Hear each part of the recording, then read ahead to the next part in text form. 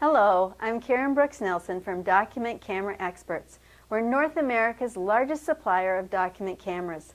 I'm going to talk to you about items to consider when purchasing a document camera. What is a document camera? It's an amazing tool that can help you turn a class or meeting into a dynamic learning and sharing environment. View documents, examine 3D items, and turn every book into a big book.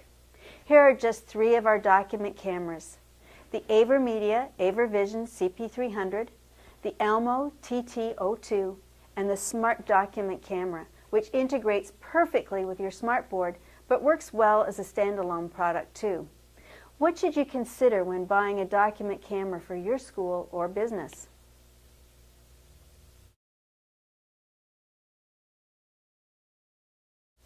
One of the first things to consider before purchasing a document camera is, how portable do you want your document camera to be?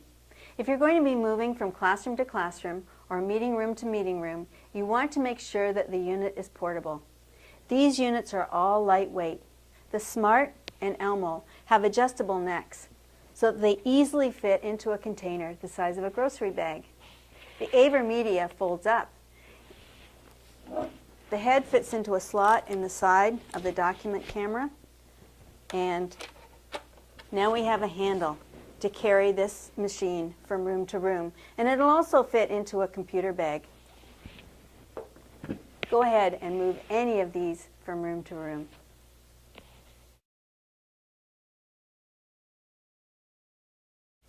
The next thing to consider is, how easy is it to set up the camera? There are several ways to set up these document cameras. You might attach them to a TV, a computer, or a projector. Whatever the case, you only need a couple of cables. First, you need the power cable, and usually it comes with an adapter, so there are two parts to this cable. If you're hooking it up to a projector, you'll need the VGA cable. And if you're hooking it up to a TV, you'll have an S-video cable. All of these cameras come with USB cables that will go directly to your computer. And the cameras are also labeled. In fact, this one and the Smart camera both have little pictures to show you where you're attaching them. So, all these document cameras are easy to set up. So easy that absolutely anyone can have them up and running in minutes.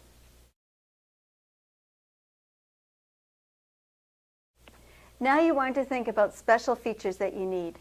Do you have old photographic slides that you want to look at? Buy a camera that has a slide adapter. Maybe you're teaching science and you want to show the class what you see through the lens of a microscope. While you can put most cameras over the lens, you might want a camera with a special adapter to ensure that no outside light leaks into the lens. There are special microscope adapters available for the CP300. And if you would like to see how to use these, check out our training videos at documentcameraexperts.com. Perhaps you want to display photographs from a digital camera that has an SD memory card. Look for a document camera that has an SD slot, like the one in the Elmo and the Smart. You'll find those in the side. Some of the document cameras will capture images directly to an SD card. And most cameras have built-in LED lights to illuminate surfaces. These lights last a long time and are useful in low light situations. Every document camera on our website has its features listed and explained, so please visit us at documentcameraexperts.com.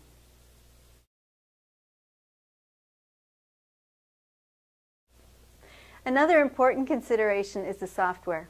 Most of the document cameras come with software that includes the drivers, and some have software that allow you to change the camera settings or to customize the images that you capture with the camera. If you purchase a Smart document camera and you already have installed the notebook software, you won't need anything else. The camera will be fully functional as soon as you plug it in.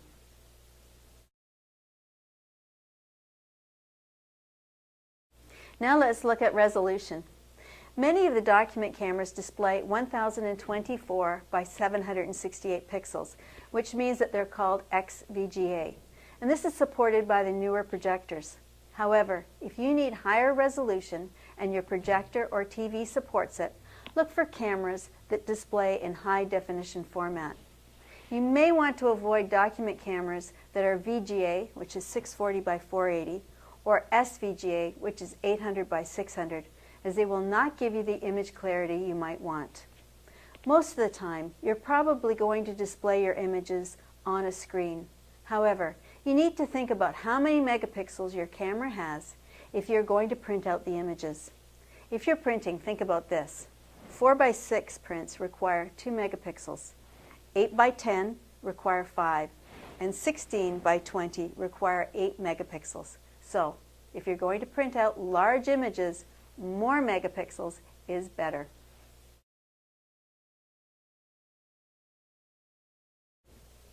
Digital zoom and optical zoom are two important things to think about when you're purchasing a document camera.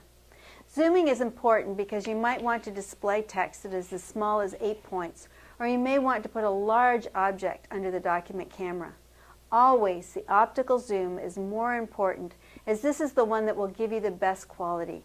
No matter how much you zoom in optically, you will get the same number of pixels in the resulting image. However, if you zoom in digitally, the camera takes a piece of the object you're capturing and it cuts out the rest of the image. Then it stretches that image so that it's the same size as it was before you zoomed. This means that the pixels will be stretched and your resulting image will not be as clear. Instead, use the optical zoom and then crop the image using your favorite editing software. So, look for a camera with greater optical zoom and don't worry too much about digital zoom.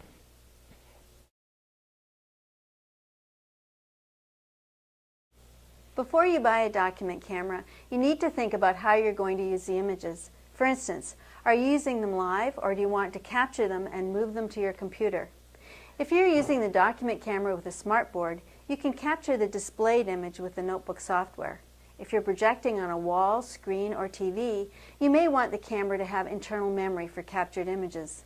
Some document cameras capture to an SD card, in which case you'll need a card reader for your computer.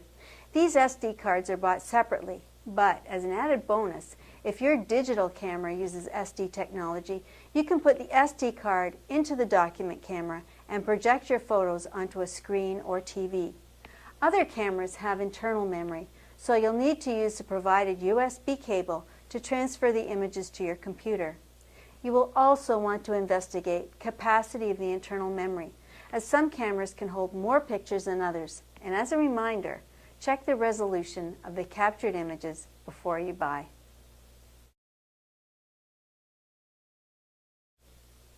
FPS stands for frames per second, and it will determine how smooth your displayed motion video from your document camera looks. For those of you who are showing or capturing only still images, the number of frames per second won't matter. However, if you're showing how to complete a science experiment, or you're demoing a surgical procedure, you will want the video to be smooth. If smooth footage is important to you when you're choosing your document camera, remember 30 frames per second is generally a lot smoother than 15 frames per second. Those are just a few pointers to consider when you're about to purchase a document camera. There's lots more information on everything to do with document cameras on the website www.documentcameraexperts.com. Thanks for watching.